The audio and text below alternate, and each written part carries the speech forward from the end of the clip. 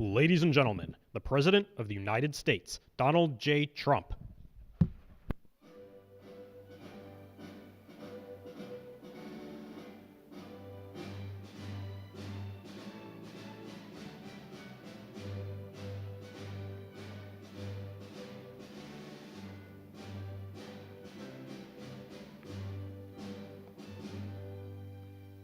Thank you very much. It's a big day. Very important day for me. Should be important for everybody, including the media.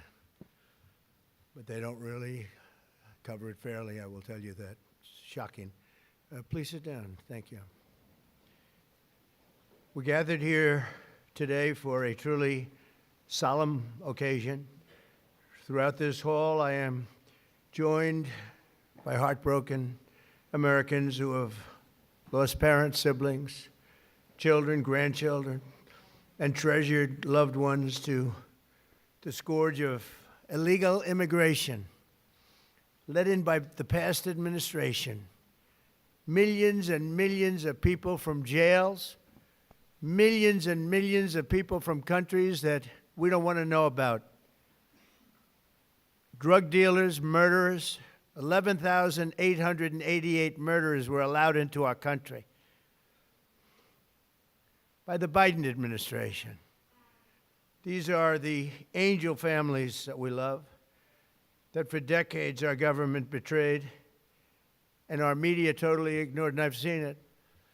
When I first got involved with the angel families, I had a meeting. It was so sad. And they got up and spoke, and the media literally just turned off the cameras. They didn't want to hear them. It was my first glimpse as to what was happening. These are sick people that cover stories like that, or that don't cover them, which is worse. Everyone in this room not only suffered an infinite loss, they were the victims of politicians who put the comfort of foreign criminals before the safety of American citizens and American patriots. Their stories were censored and suppressed like maybe almost never before, so that the politicians could open our borders and allow our nation to be invaded. If we didn't win the election, our nation would right now be destroyed. But under the Trump administration, their suffering is forgotten no longer.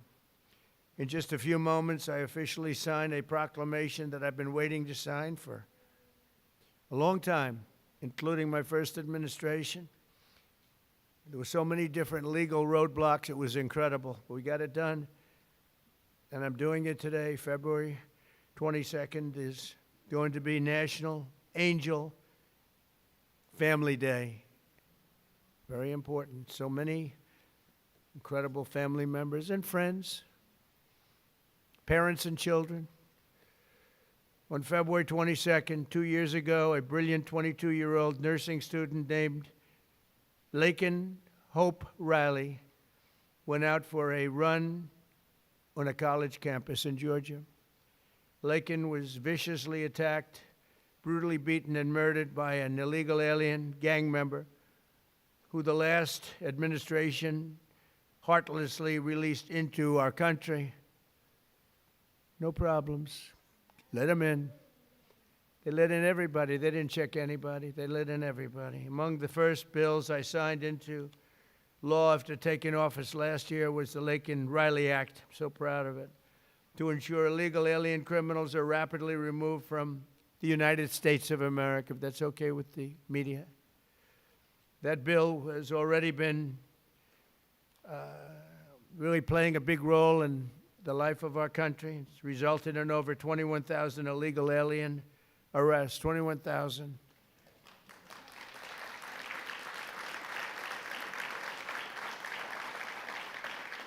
We're joined this morning by Laken's parents, who I have gotten to know. These are incredible people. And I want to ask Laken's mother, Allison, to please come forward and say a few words, please.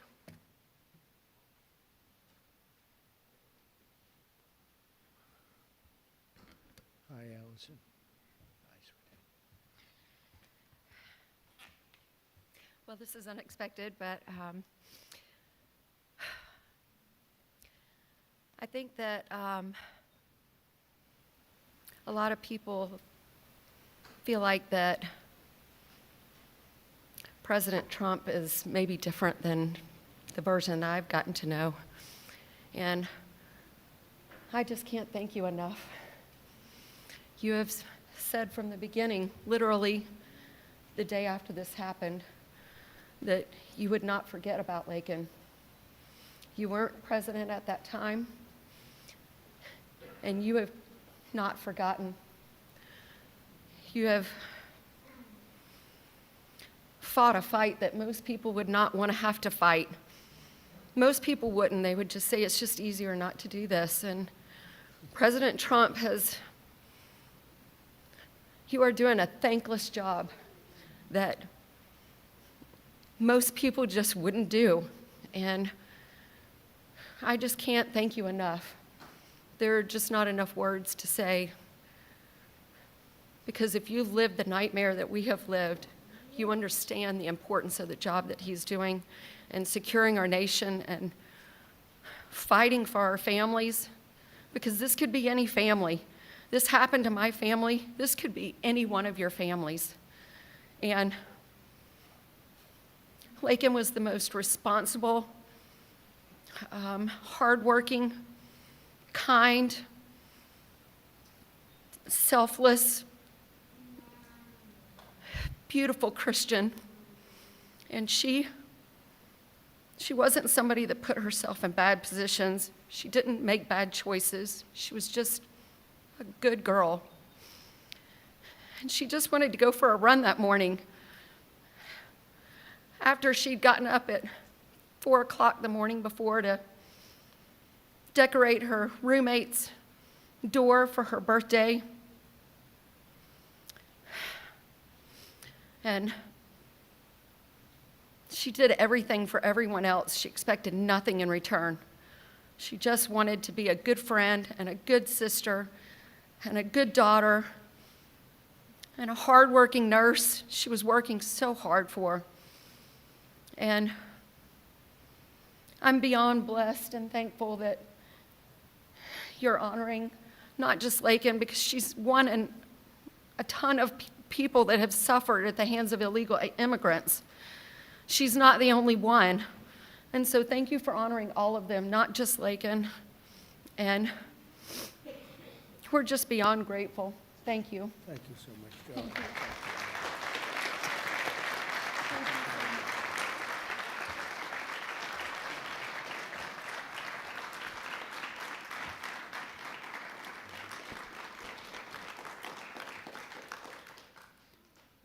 Thank you very much.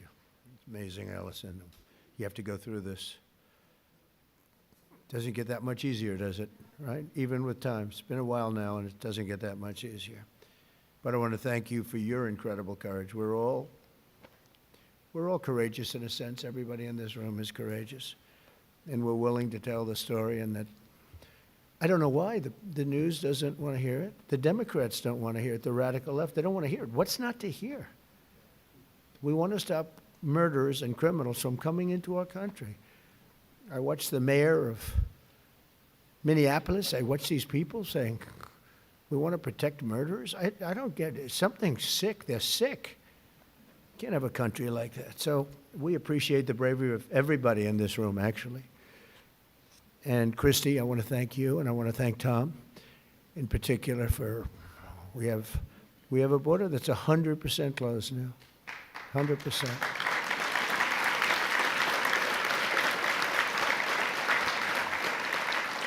So Lakin's story is even more tragic because her death was completely preventable. It shouldn't have happened.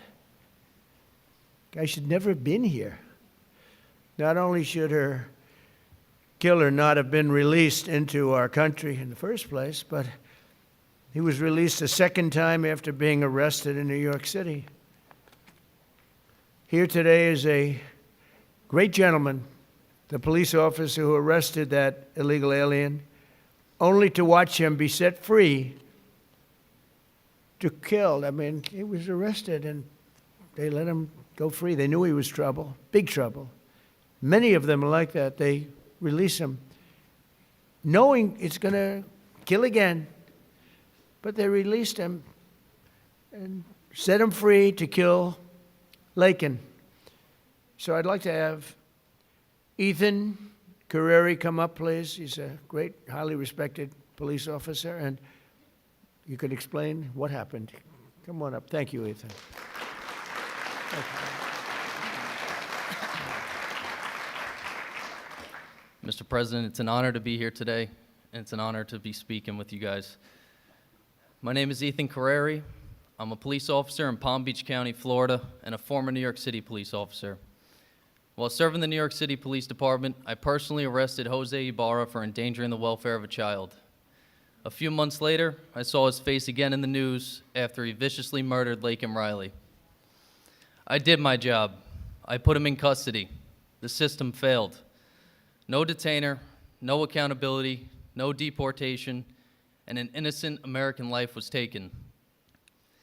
If you enter our country illegally, there will be consequences under this administration. The American citizens must always come first. To Laken Riley's family, your loss should have never happened. We owe it to you and every American family to enforce our laws, secure our border, and protect innocent lives. Mr. President, thank you so much for having me here today, and thank you for all you've done for our country. Thank you.